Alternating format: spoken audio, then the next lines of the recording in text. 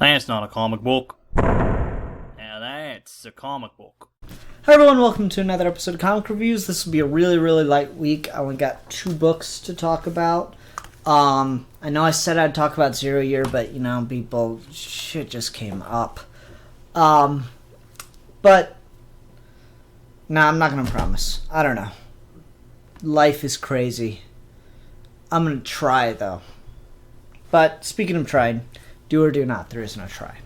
Let's go ahead and talk about Star Wars. They're actually pretty smart about this. I didn't think about how it all timed out, but you have all these annuals coming out literally right before the movie. So they basically started all these different Star Wars books up just before, like a year before the movie was going to come out. I didn't realize how well that all timed out, but it was really clever.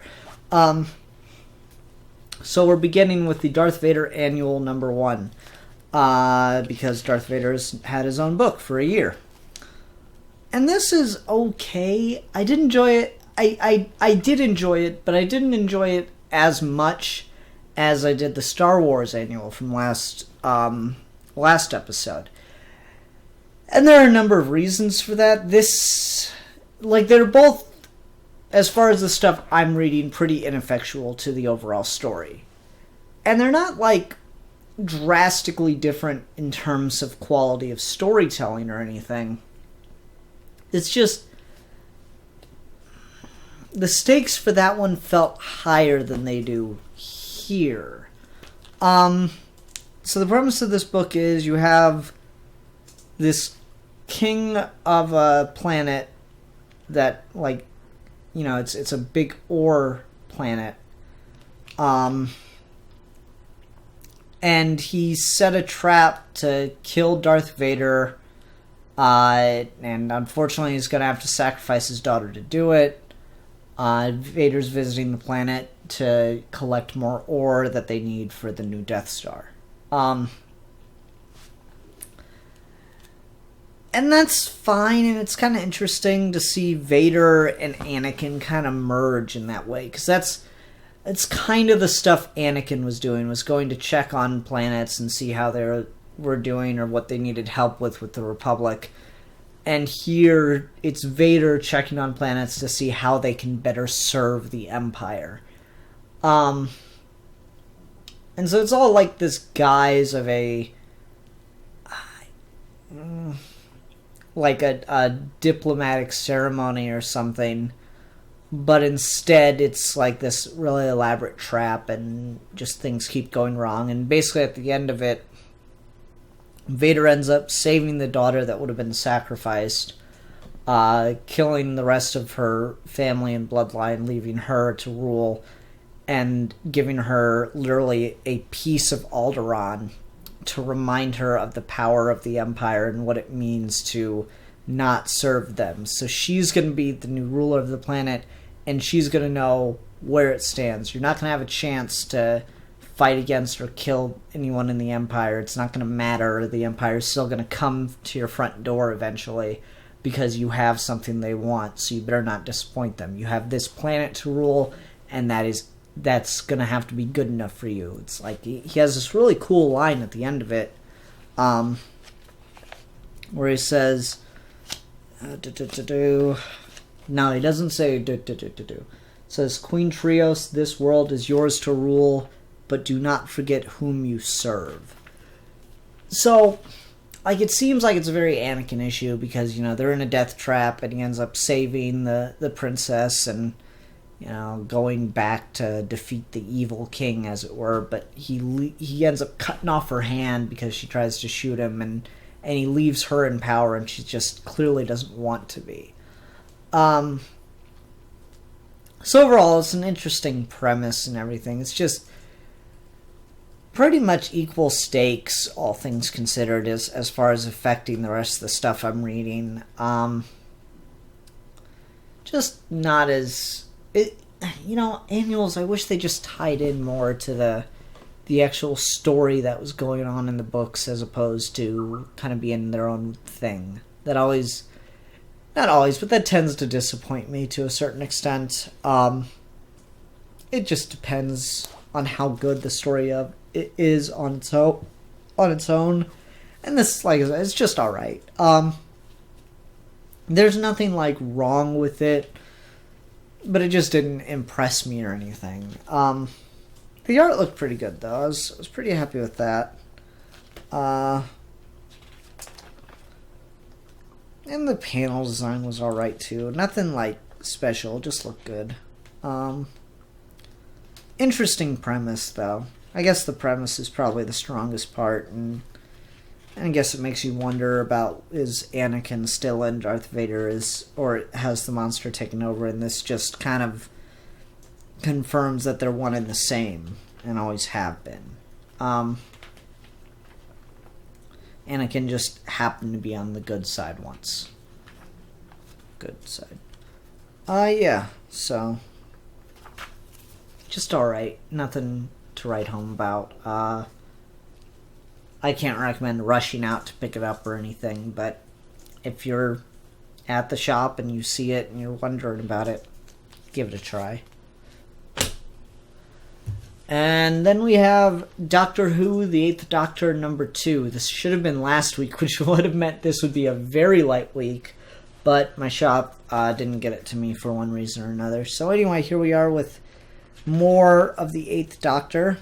And I'm not sure if this is a mini-series. Maybe I established that last time. They're on a planet that's being attacked by some crystal monsters that, like, infect people and turn them into crystal people as well. And the Doctor's tired of fighting, and he's convinced that there's a better way to deal with this if the sides would just talk to each other. So he's able to get the crystallines talking, and they reveal that to them the original inhabitants were little more than crops. They didn't realize they were intelligent beings, so he's able to resettle the crystalline creatures to a new planet where they'll be able to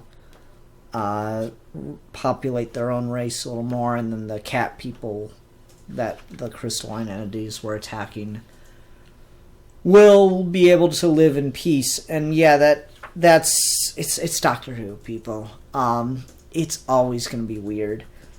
Overall, I like the issue, and I'll get into a little bit more of why in a second here, but I think the thing I like the most is he's got, what's her name? Is it Josephine? I want to say it's Josephine. Yeah, Josephine. He's got her on the TARDIS, and she's an artist, much like Gabby is. And he's like, well, if you're going to be traveling with me, I thought... hold on, let me read the line. I thought if you were going to be sticking around for a while, you might need somewhere to paint. So inside the TARDIS is just a mountainous valley of incredible beauty with its own lake. And, I mean, I'm assuming an entire planet. We saw in the Matt Smith episode that it has a sun, and that's how it's powered. So I don't know why you couldn't have an entire solar system in there at that point. It wouldn't be considerably more mass. One of my favorite episodes, by the way.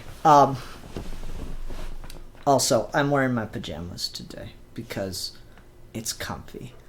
So yeah, that's just a little detail that I really liked, and it adds to my Godzilla Doctor Who crossover fan fiction, which I'll talk about after I'm done reviewing this comic, since it's a short episode anyway. So, just what I really liked about the issue is that we really get the seeds of Tennant and, to a lesser extent, Eccleston.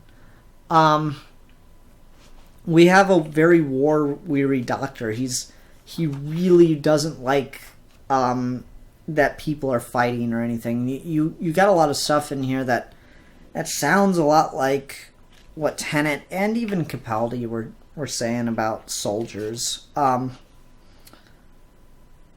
Like, what's this line? Fight, fight, kill, kill, kill. Have you ever considered there's another way? There are other ways, better ways? I really like that. That's very, reasonable, non-villain doctory. So I really enjoy that.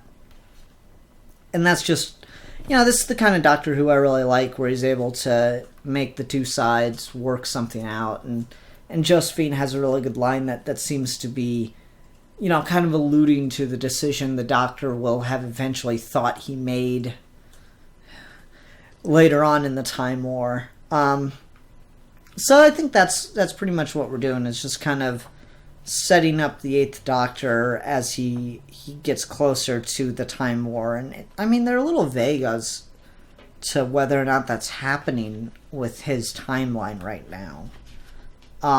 He definitely seems very weary of war, so it's at the very least building up. But yeah, there's not a ton to say about it. It's just it is a really solid issue, and it's very reminiscent of the Tennant Doctor in a lot of ways, which is good, because the Eighth Doctor's not got a lot of his own character to him. I know people are going to crucify me for that, but I haven't read the old comics with the Eighth Doctor, but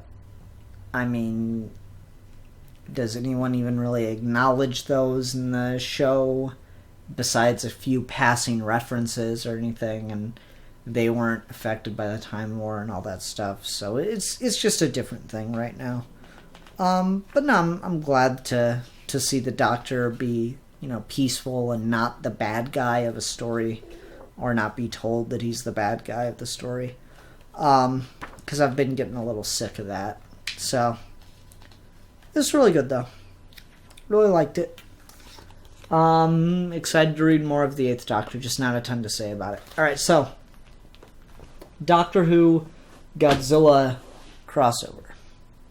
You can do it with any Doctor you like. So you have the Doctor and his companion in Tokyo. And they're, farting around doing whatever. And then suddenly Godzilla shows up.